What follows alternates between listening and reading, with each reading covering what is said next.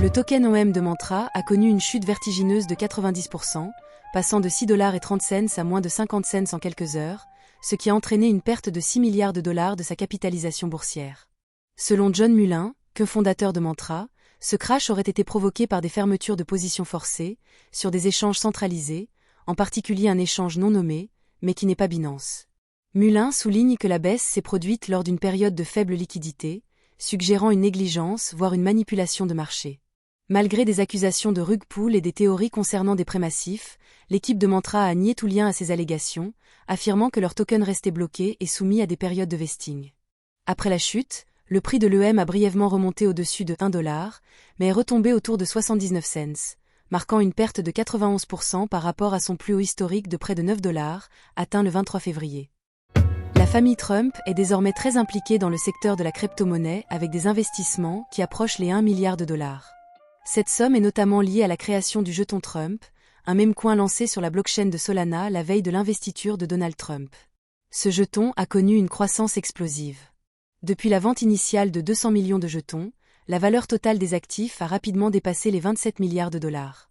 Ce développement a suscité des inquiétudes concernant les conflits d'intérêts potentiels, alors que Donald Trump exerce ses fonctions de président tout en profitant financièrement de ce business crypto juteux. Binance, le plus grand échange de crypto-monnaies au monde, cherche à regagner sa place sur le marché américain. D'après des sources fiables, la plateforme aurait engagé des discussions avec le département du Trésor des États-Unis pour alléger les conditions de sa régulation. Parallèlement, Binance explore un partenariat stratégique avec World Liberty Financial, la WLFI, la société crypto liée au clan Trump. Cette démarche s'inscrit dans un contexte où la plateforme fait face à des défis juridiques importants, ayant récemment plaidé coupable de blanchiment d'argent et de violation des sanctions dans un tribunal américain. On apprend d'ailleurs que la SEC, Security and Exchange Commission, et Binance ont demandé une prolongation de 60 jours dans leur procédure judiciaire en cours afin d'explorer des possibilités de règlement.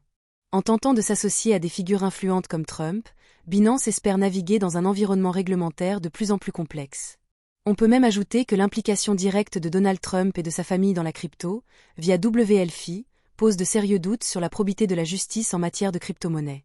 D'ailleurs, il y a peu de temps, Justin Sun de la blockchain Tron a déjà bénéficié d'un allègement des poursuites de la SEC contre lui après son investissement massif dans WLFI. Malgré la panique générale induite par les tarifs globaux de Donald Trump, les marchés crypto restent relativement stables. Selon Greg Cipollaro, analyste chez Nidig, la situation des marchés traditionnels se dégrade, mais le domaine de la crypto n'a pas connu de stress notable. Les taux de futurs perpétuels de crypto sont demeurés positifs, et bien que des liquidations aient eu lieu récemment, elles n'atteignent pas des niveaux alarmants.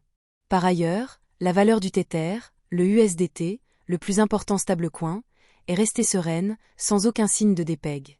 En réponse à la situation économique incertaine, les investisseurs pourraient donc, à terme, se tourner vers des actifs comme le Bitcoin. Un BTC qui, malgré une baisse de 22,5% par rapport à son pic de 108 000 $, affiche une volatilité qui demeure inférieure à celle des marchés traditionnels. En avril 2025, XRP a subi des sorties nettes significatives, dépassant 300 millions de dollars en seulement 13 jours. Les traders, profitant d'une légère remontée des prix, ont choisi de liquider leurs positions, accentuant ainsi la pression sur le marché. Les données de CoinGlass montrent que seulement 4 des 13 jours observés ont affiché des flux nets positifs, totalisant 56,08 millions de dollars d'entrée. La tendance actuelle, marquée par des jours rouges, 9 jours d'outflow, indique que les vendeurs dominent toujours le marché. La situation pourrait se détériorer davantage si cette dynamique se poursuit, certains analystes prédisant une possible chute jusqu'à 1,04 $ avant un éventuel rebond. Malgré cela, les perspectives à long terme demeurent optimistes, avec des objectifs de prix pour le XRP allant jusqu'à 12 $. Un groupe d'actionnaires de McDonald's a proposé d'étudier la possibilité d'intégrer Bitcoin dans la trésorerie de l'entreprise. Ce mouvement s'inscrit dans une tendance croissante où des entreprises majeures explorent l'adoption des crypto-monnaies comme moyen de diversification de leurs actifs et de réponse à la demande croissante des consommateurs pour des options de paiement numérique.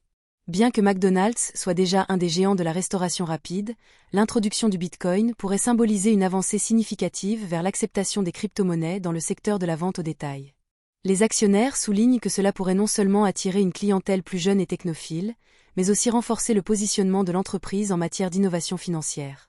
Cependant, les implications réglementaires et économiques d'une telle décision soulèvent des questions qui nécessitent une analyse approfondie.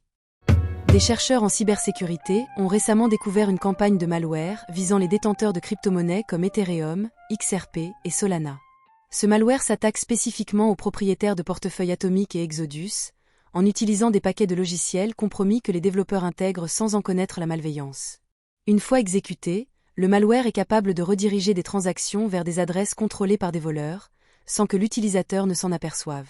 L'attaque débute lorsque des développeurs incluent un paquet de gestion de nœuds piratés dans leur projet, tel que le paquet PDF to Office, qui semble légitime mais dissimule du code malveillant.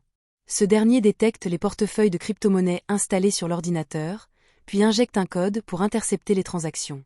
Les utilisateurs ne reçoivent aucun avertissement visuel, car les transactions apparaissent normales dans leur interface de portefeuille.